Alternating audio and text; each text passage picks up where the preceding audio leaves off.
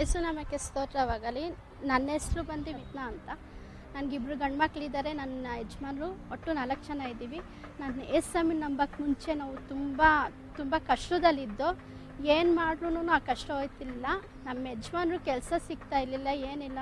ತುಂಬ ಡ್ರಿಂಕ್ಸ್ ಮಾಡ್ಕೊಬರೋರು, ಮನೇಲಿ ತುಂಬ ಜಗಳ ಮಾಡೋರು. ಆ ಜೀವಿತದಲ್ಲಿ ನಾವು ಹಂಗಿದ್ದಾಗ ಹಂಗೆ ಯೇಸಮ್ಮಿ ನಾವು ಕಂಡ್ಕೊಂಡಾಮೇಲೆ ನಮ್ಮ ಯಜಮಾನ್ರಿಗೆ ಪ್ರಜಾವಣೆಯಿಂದ ಕೆಲಸ ಸಿಕ್ತು.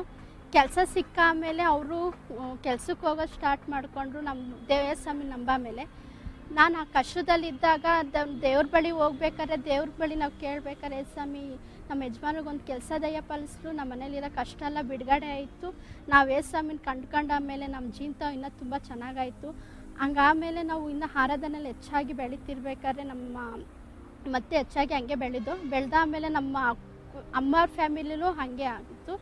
ನಮ್ಮ ಅಮ್ಮರು ಅಷ್ಟೇ ಯೇಸಮ್ಮನ ನಂಬಕ್ಕೆ ಮುಂಚೆ ನಾವು ಯಾವ ರೀತಿಲಿ ರಕ್ಷಣೆ ಹೊಂದಿತ್ತು ಅಂದರೆ, ನಮ್ಮ ಅಪ್ಪನ ರೀತಿಲಿ ನಾವು ರಕ್ಷಣೆ ಹೊಂದು. ನಮ್ಮ ಅಮ್ಮ ಸತ್ತ ಮೇಲೆ ನಮ್ಮ ಅಪ್ಪ ತುಂಬ ಜಾಸ್ತಿ ಕುಡಿಯೋದು ಕಲ್ತಿದ್ರು. ಅದರಿಂದ ತುಂಬ ಹುಷಾರಿಲ್ದಿರಂಗಾಗೋರು.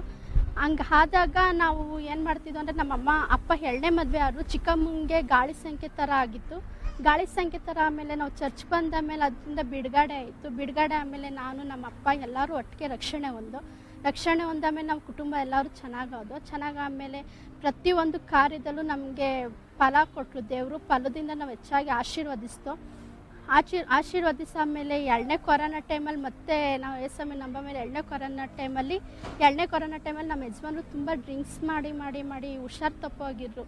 ಏನು ಮಾಡ್ರು ಆಯ್ತಲಿಲ್ಲ. ಹಾಸ್ಪಿಟ್ಲಿಗೆ ಕರ್ಕೊಂಡು ಹೋಗ್ಬೇಕಾದ್ರೆ ಡಾಕ್ಟ್ರು ಇಲ್ಲ, ಉಳಿಯಲ್ಲ, ಅವರು ತುಂಬ ಡ್ರಿಂಕ್ಸ್ ಮಾಡಿದ್ದಾರೆ, ಲಿವರೆಲ್ಲ ಇದಾಗಿದೆ, ಅವ್ರು ಉಳಿಯಲ್ಲ, ಬೇರೆ ಆಸ್ಪತ್ರೆಗೆ ಕರ್ಕೊಂಡು ಹೋಗ್ರಿ ಅಂತ ಹೇಳಿದ್ರು. ನಾವು ರಾಜರಾಜೇಶ್ವರಿ ಹಾಸ್ಪಿಟ್ಲಿಗೆ ನಾನು ನಮ್ಮ ಚಿಕ್ಕ ಮಗ ಇಬ್ಬರೇ ಇದ್ದಿತ್ತು. ಆ ಟೈಮಲ್ಲಿ ನನ್ನ ಜೊತೆ ಯಾರೂ ಇರಲಿಲ್ಲ. ಎಷ್ಟು ಇದು ಮಾಡಿದ್ರೂ ಆಯ್ತಾನೆ ಇರಲಿಲ್ಲ. ಆವಾಗ ದೇವ್ರ ಬಳಿ, ಎಸಪ್ಪ ನಮ್ಗೆ ಯಾಕೆ ಇಷ್ಟೊಂದು ಕಷ್ಟದಲ್ಲಿ ನಮ್ಗೆ ಇಕ್ಕಟ್ಟಲ್ಲಿ ಸಿಗಾಕಿಸಿದ್ಯಪ್ಪ, ನಾನು ಏನು ಮಾಡಲಿ, ನನ್ನ ಗಂಡನ ಉಳಿಸು, ನನ್ನ ಜೊತೆ ಯಾರೂ ಇಲ್ಲ, ನನ್ನ ಮಗುನ ಹೇಳ್ಕೊಂಡು ನಾನು ಎಲ್ಲಿಗೆ ಹೋಗಲಿ, ನಾನು ಎಲ್ಲಿ ಬರಲಪ್ಪ ದೇವ್ರೆ ಅಂತ ನಾನು ಪ್ರಾರ್ಥನೆ ಮಾಡ್ಕೊಂಡು ನಾನು ಹೋದಾಗ, ಆ ರಾಜರಾಜೇಶ್ವರಿಗೆ ಹೋಗ್ಬೇಕಾದ್ರೆ ಎಮರ್ಜೆನ್ಸಿ ವಾರ್ಡ್ಗೆ ಹಾಕ್ಕೊಂಡು ಅವರು ಹೋಗಿಷ್ಟಕ್ಕೇ ಅಡ್ಮಿಟ್ ಮಾಡ್ಕೊಂಡು BP ಲೋ ಇದೆ, ನಿಮ್ಮ ಯಜಮಾನ್ರು ಉಳಿಯೋ ಡೌಟು, ಏನಾಗುತ್ತೋ ಗೊತ್ತಿಲ್ಲ, ದೇವ್ರ ಮೇಲೆ ಭಾರ ಹಾಕಿ ಅಂತ ಹೇಳಿದ್ರು. ಆ ಟೈಮಲ್ಲಿ ನಾನು ಏನು ಮಾಡಬೇಕಂತ ಗೊತ್ತಾಗಲಿಲ್ಲ. ನನ್ನ ಕೈಲಿ ಅವಾಗ ಕಾಸು ಇರಲಿಲ್ಲ. ನನ್ನ ಸಹಾಯಕ್ಕಂತ ಯಾರೂ ಇರ್ತಾಯಿರಲಿಲ್ಲ. ನಮ್ಮ ಚಿಕ್ಕ ಮಗ ಬಿಟ್ಟರೆ ಜೊತೇಲಿ ಯಾರೂ ಇರ್ತಾಯಿರಲಿಲ್ಲ. ಅಂಥ ಪರಿಸ್ಥಿತಿಲಿ ಇದ್ದಾಮೇಲೆ ಅಪ್ಪ ದೇವರೇ, ಯೇಸಮ್ಮನ ನಮ್ಮ ಯಜಮಾನ್ರಿಗೆ BP ಫುಲ್ಲು ಲೋ ಆಗಿರೋದನ್ನ ನಾರ್ಮಲ್ ಬರೋಕ್ಕೆ ನೀನು ತಾನೇ ಸಹಾಯ ಮಾಡಿರಿ. ನಿನ್ನಿಂದ ಎಲ್ಲ ಸಾಧ್ಯ ಅಪ್ಪ, ಯಾವ ಡಾಕ್ಟ್ರಿಂದ ಅಲ್ಲ, ಯಾರಿಂದ ಸಾಧ್ಯ ಇಲ್ಲ, ಮನುಷ್ಯರಿಂದೆಲ್ಲ ಸಾಧ್ಯ ಇಲ್ಲ ಸ್ವಾಮಿ, ನಿನ್ನಿಂದ ಎಲ್ಲ ಸಾಧ್ಯ ಎಸಪ್ಪ.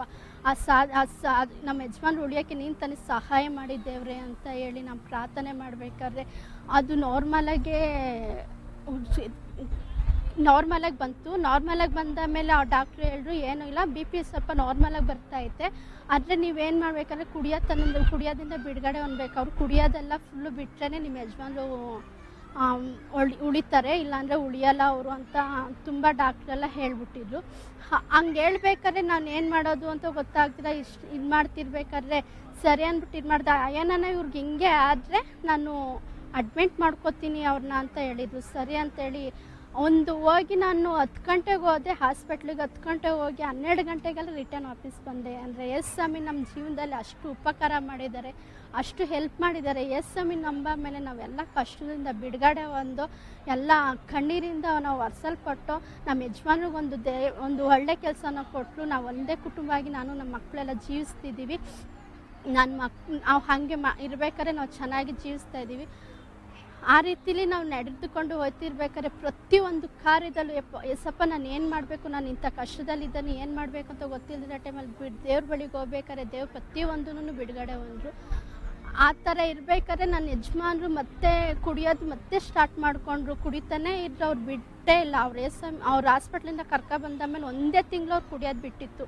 ಆಮೇಲೆ ತಿರ್ಗಾ ಸ್ಟಾರ್ಟ್ ಮಾಡಿದ್ರು. ಅವ್ರಂದ್ರು, ಡಾಕ್ಟ್ರು ಏನೋ ಅಂದರು, 1 ತಿಂಗಳು ಅಷ್ಟೇ, ನಿಮ್ಮ ಯಜಮಾನ್ರು ಏನೋ ಕುಡಿಯೋದು ಕಲಿತ್ರೆ ಮತ್ತೆ 1 ವಾರಕ್ಕೆ ಸತ್ತೋಯ್ತಾರೆ ಅಂತ ಡಾಕ್ಟ್ರು ಹೇಳಿದರು.